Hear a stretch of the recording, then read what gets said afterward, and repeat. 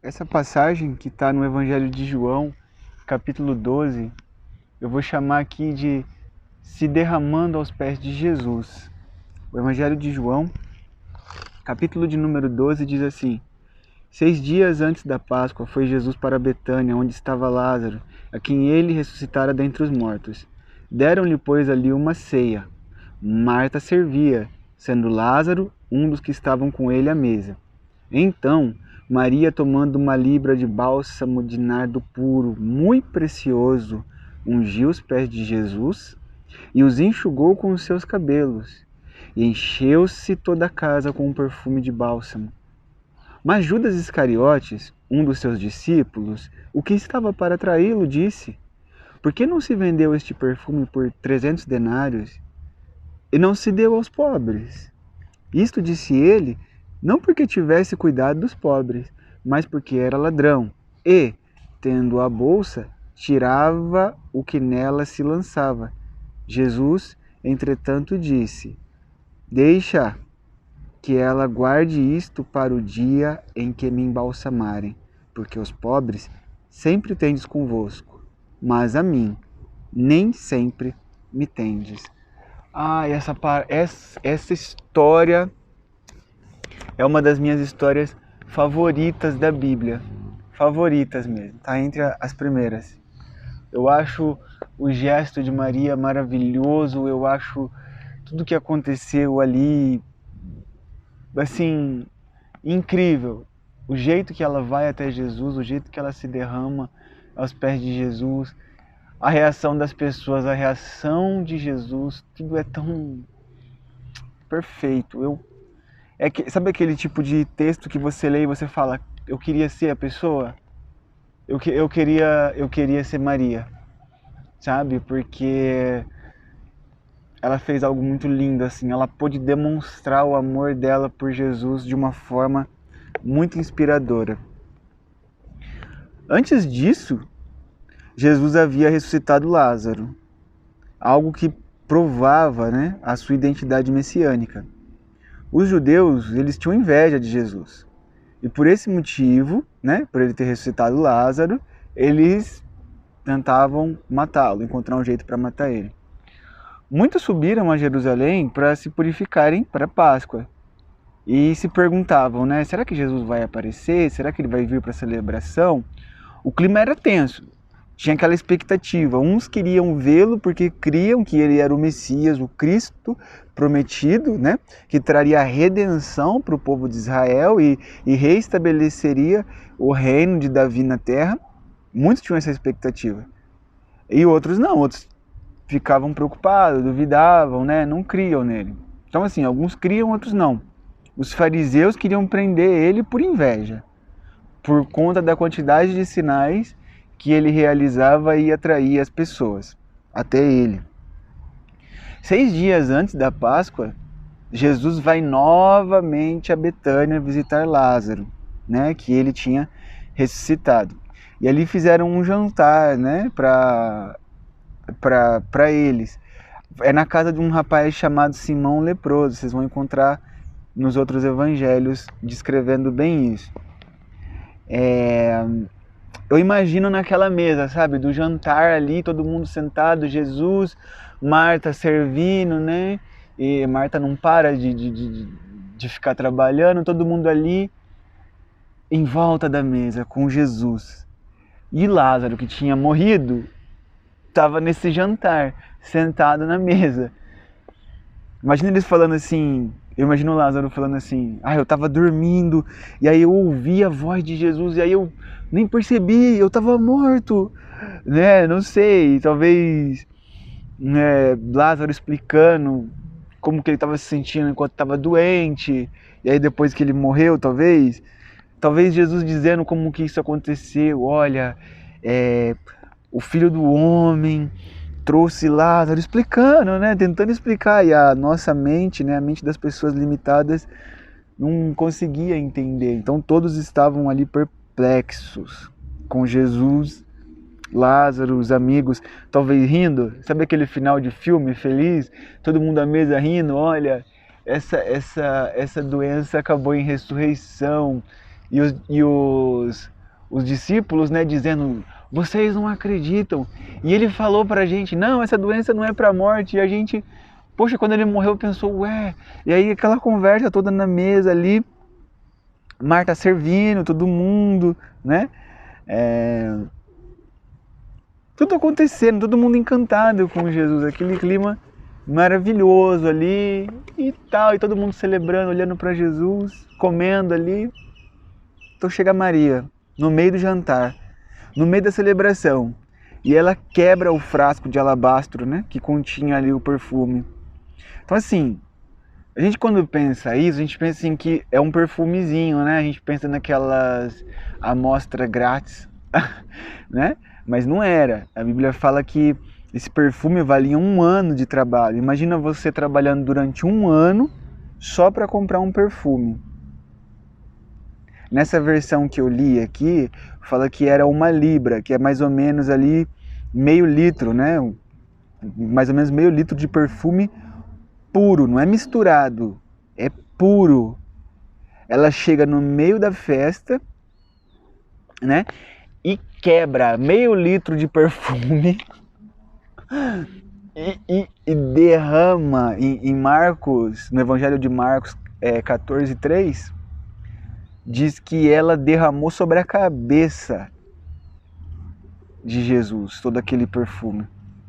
E aí ela lava os pés dele com as lágrimas dela e enxuga com os cabelos. Então imagina, maravilhoso, né, gente? Olha a demonstração, o reconhecimento que ela tinha. Ela chega, ela quebra meio litro de perfume ali, a tampa, pá! Joga na cabeça de Jesus perfume puro, caríssimo, caríssimo. 1 ano de trabalho para conseguir aquele perfume. Chora desesperada nos pés de Jesus. Imagina as mulheres, desenrola aquele cabelão assim, ó, devia ser um cabelão até o quadril, até para baixo um pouco da cintura. Ela desenrola aquele cabelão e começa a passar nos pés de Jesus assim, ó. O impacto disso foi tão grande, mas foi tão grande que as pessoas ficaram até com raiva.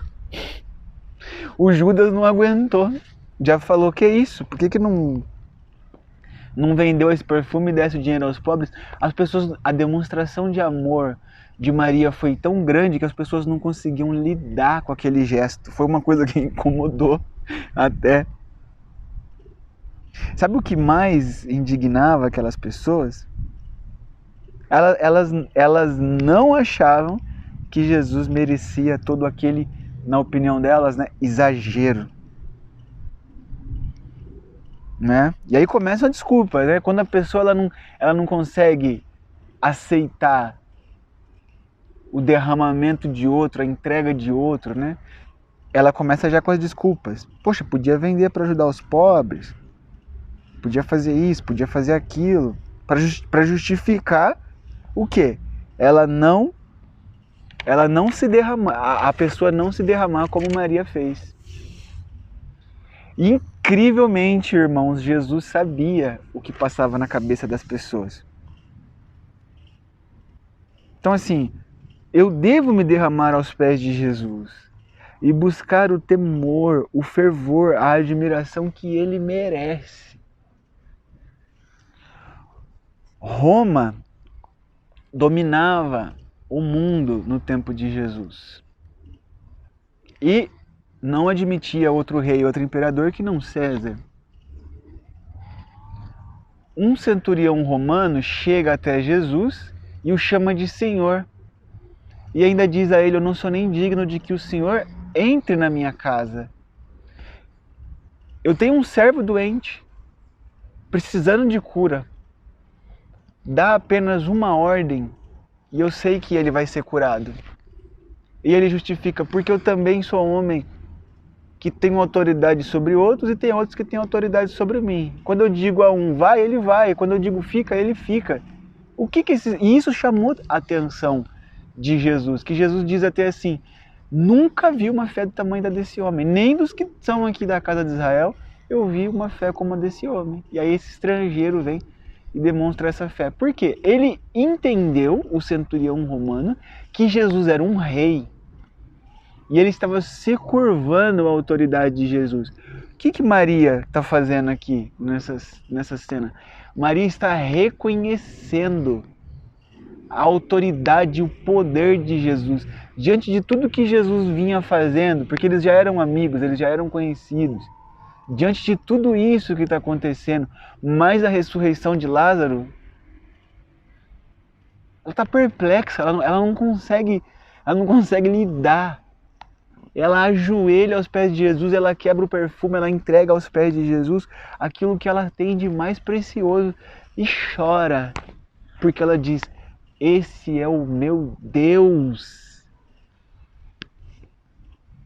Ele não é um sacerdote, ele não é um mestre, ele não é um guru, ele é o rei de Israel, ele é o rei do mundo, o rei do universo, ele é o Filho de Deus, ele é Deus. E ela entende isso.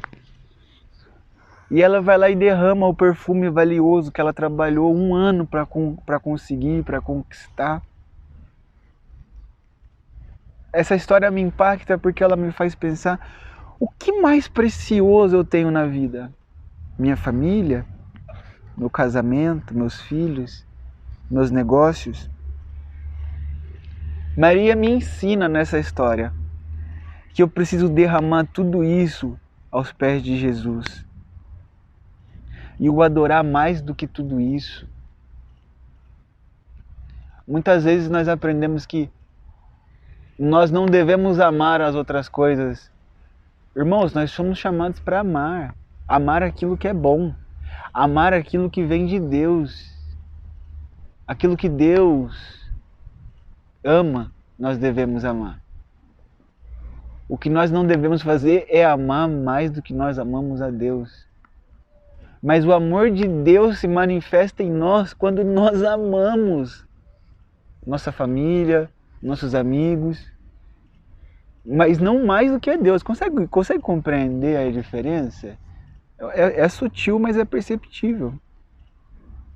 Derrama tudo isso aos pés de Jesus e o adore. Não é abandonar, entregar a Ele. Não é abandonar. É entregar a Ele, é oferecer a Ele, é adorá-lo, sabendo que Ele é o supremo de todo o universo, Ele cuida de tudo. Quando nós reconhecemos isso,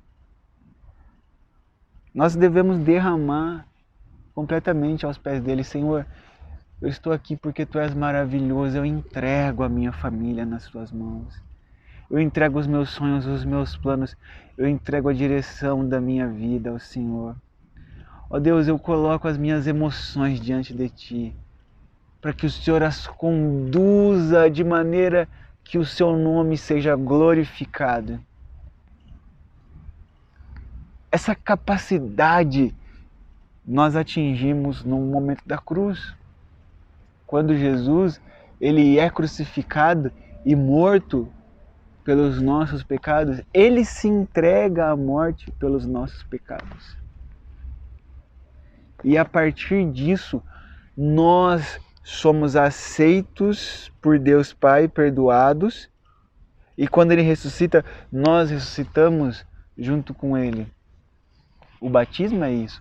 Morremos a morte dele para que possamos viver a vida dele na ressurreição.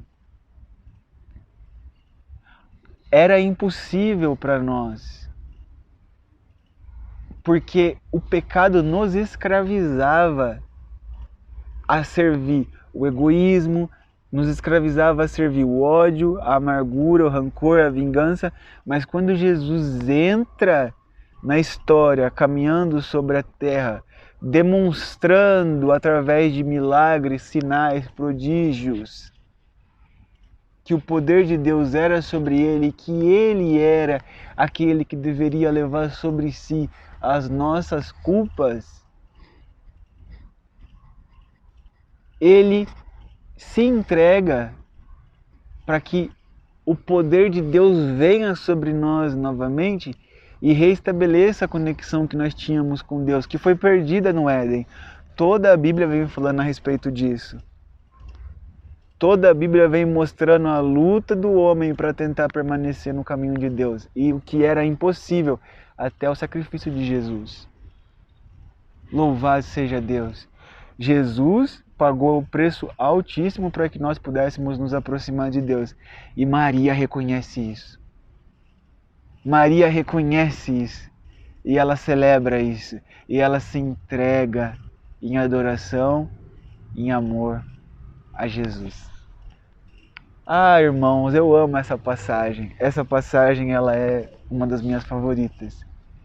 E eu estou muito feliz de poder gravar falando com vocês a respeito disso, para que nós possamos nos entregar verdadeiramente ao Senhor Jesus, entregar o que nós temos de mais precioso a Ele, em oração, em atitudes que demonstram que o Pai, que o Espírito Santo está em nossas vidas. Deus abençoe vocês.